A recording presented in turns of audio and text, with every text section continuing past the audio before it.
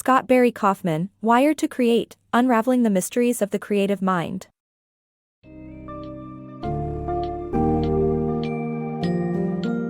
In Wired to Create, Unraveling the Mysteries of the Creative Mind, Scott Barry Kaufman explores the complexities and contradictions of the creative mind.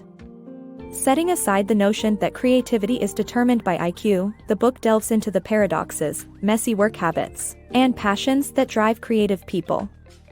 Through personal stories and scientific studies, Kaufman examines the role of sensitivity, solitude, and adversity in honing creativity. The book also discusses the significance of mindfulness and breaking free from routines in fostering a creative mindset. Prepare to unravel the fascinating intricacies of the creative process and the factors contributing to creative success.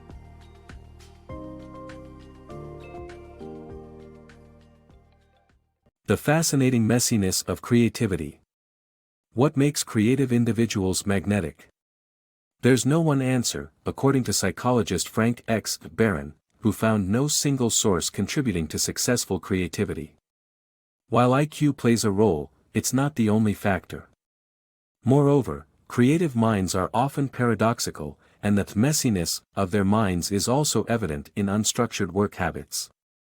For instance, Pablo Picasso followed no plan while creating Guernica, and he revised his work along the way, discarding some sketches entirely. Instead of imposing a schedule, creatives follow the plan determined by their work, according to psychologist Mihai Csikszentmihalyi. The source of artistic passion. Creatives have a passion that stems from a crystallizing experience they have at a young age, which drives them with a rage to master and a need for engagement with their subject. Childhood passions often lead to adult creativity. Many artistic stereotypes are based on the quality that all creatives share their artistic passion. This passion is the driving force behind their success and dedication towards their craft.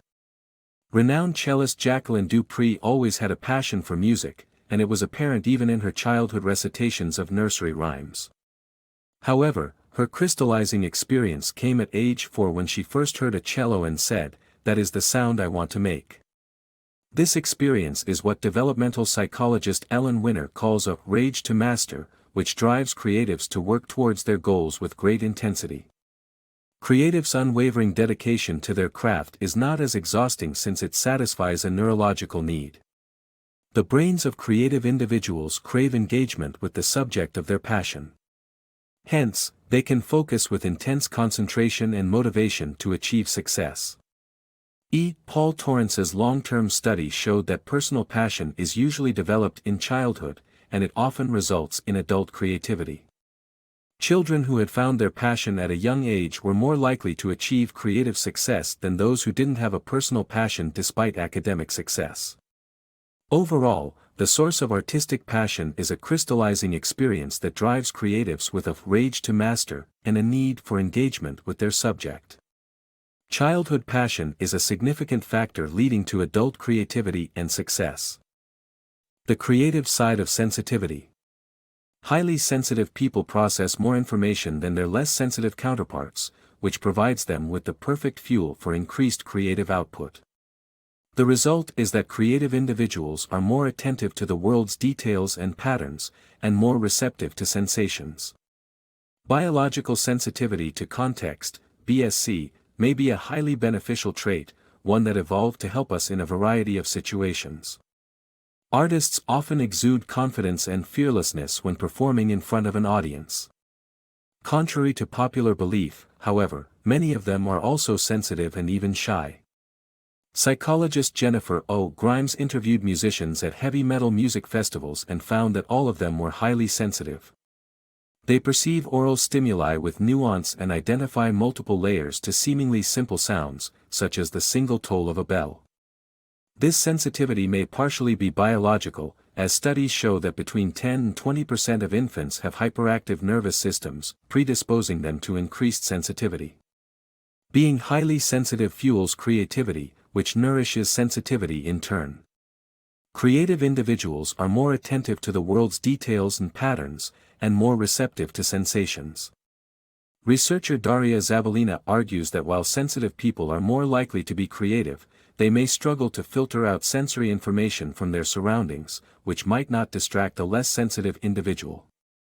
Biological sensitivity to context, BSC, may have benefits beyond creativity, however.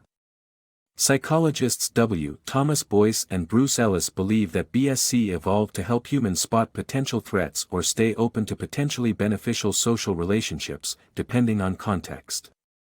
While being highly sensitive may have its challenges, it can also be a highly beneficial trait. The link between novelty and creativity. Ready to expand your creativity? Psychological flexibility, or the desire to engage with the unfamiliar, is the key.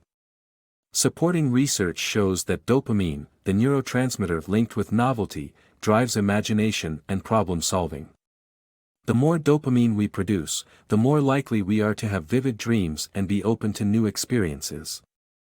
And introducing unfamiliar ideas, customs, and cultural values have historically led to periods of creative success. So the next time you are seeking inspiration, consider venturing somewhere new to gain fresh perspectives. The power of daydreaming. Creative work can be enhanced by letting the mind wander, which provides access to the unconscious mind. This helps to discover hidden thoughts and feelings and work through emotional difficulties. Daydreaming is just one of the many mental processes that do not involve conscious thought. Dual process theories of cognition suggest that quick, automatic processes that do not require conscious minds can work together with slow, deliberate cognition to solve problems. Intuition is free to operate when solving problems without conscious thought, leading to sudden revelations. The Art of Solitude. This book summary explores how some of history's greatest thinkers used solitude, especially through walking, to generate thought and achieve a unique perspective. Solitude has been found to be crucial for creativity and personal reflection, leading to a clearer inner voice and greater relaxation. After a long, busy day at work, taking a long, lonely stroll can be an extraordinary way to find peace of mind and forget the day's cares. However, some of humanity's brightest minds throughout history did more than just take a stroll. Philosopher Immanuel Kant was one of them. Despite his age and frailty, Kant walked an hour each day along the same path, always alone, to think in silence. According to Matthew Ricard, a Buddhist monk, walking in quiet natural surroundings can open the doors of the inner silence, which allows images and ideas from the unconscious to appear. Moreover, the quiet environment gives our brains time to make new connections, leading to creativity. Walking may be the preferred method of many brilliant individuals, from Charles Darwin to Virginia Woolf, but it is not the only way to reach solitude. Ingmar Bergman, a filmmaker, found solitude so vital that he moved to a remote Swedish island in the Baltic Sea to grapple with being alone with his thoughts and emotions. The most essential point about solitude is that it enables a person to listen to their inner voice, which is vital to all creative endeavors. The great 16th-century philosopher Michel de Montaigne argued that removing oneself from society's distractions was required to develop a unique perspective. Personal reflection and rest were necessary to individuals, even though most of their lives were spent working for others. As Montaigne noted, contagion is very dangerous in the crowd and must be avoided.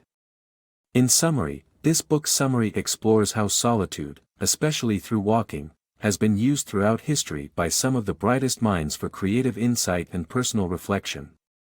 It also highlights how crucial solitude is for developing a unique perspective and listening to one's inner voice. Finding meaning in adversity. Adversity has the potential to lead to personal growth, as demonstrated by the phenomenon of post-traumatic growth. Trauma often causes individuals to question their beliefs and reconstruct their worldview, which can lead to immense personal growth. This is especially apparent when individuals find meaning in their suffering, as exemplified by Holocaust survivor Viktor Frankl. For artists, finding meaning in adversity can also lead to increased creativity. A survey conducted by psychologist Marie Forgard found a link between difficult experiences and increased creativity. Real artists, such as painter Paul Klee, have also demonstrated this hypothesis by producing groundbreaking works while facing adversity.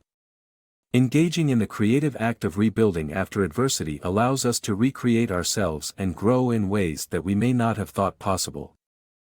Freedom from distractions. Our world is filled with distractions, and meditation can help us become more focused and creative in the present moment. Steve Jobs was a firm believer in the benefits of meditation, which can clear our minds and create a space for intuition to thrive. While there are many ways to meditate, the key is to cultivate mindfulness and live in the present moment. There are different styles of meditation, each with its own benefits. Focused attention meditation, which involves focusing on one object, can be useful but may hinder creativity. Open monitoring meditation, which involves acknowledging but not focusing on thoughts, can stimulate divergent thinking and increase creativity. Lorenza Calzado's research demonstrates the benefits of open monitoring meditation in enhancing creativity. Breaking free to boost creativity. Varying habits and mental contrasting can enhance creativity by breaking functional fixedness, leading to better motivation and problem solving. Are you stuck in your ways, settling into fixed routines day in and day out? Well, the truth is, being too set in your ways can decrease creativity and lead to functional fixedness. Yet breaking free from these habits can be challenging, especially considering that most adults balk at the idea of thinking differently. But pushing past this discomfort can introduce new experiences and lead to different ways of doing things, resulting in enhanced creativity. Innovators tend to dedicate 50% more time to thinking differently, but simply putting in this creative effort, by varying routines, for example, yields major results. Furthermore, forming a new habit of remaining open to new experiences and different ways of doing things can be achieved through mental contrasting. Mental contrasting involves visualizing both your goal and the obstacles that might arise, which can help strategize solutions before they even occur, leading to better motivation and problem solving. So, are you ready to break free from your routines and boost your creativity? Embracing creativity. Creativity, by its definition, challenges the status quo and involves being unconventional and risking failure. Giordano Bruno's theory of the infinite universe led him to be considered a heretic and burned at the stake, but his idea is now widely accepted. The work of genius-level creatives varies in quality, and what makes them outstanding is high productivity. In a study, students with an independent mindset produced more creative work. To achieve creative success, one must be willing to fail and face social rejection.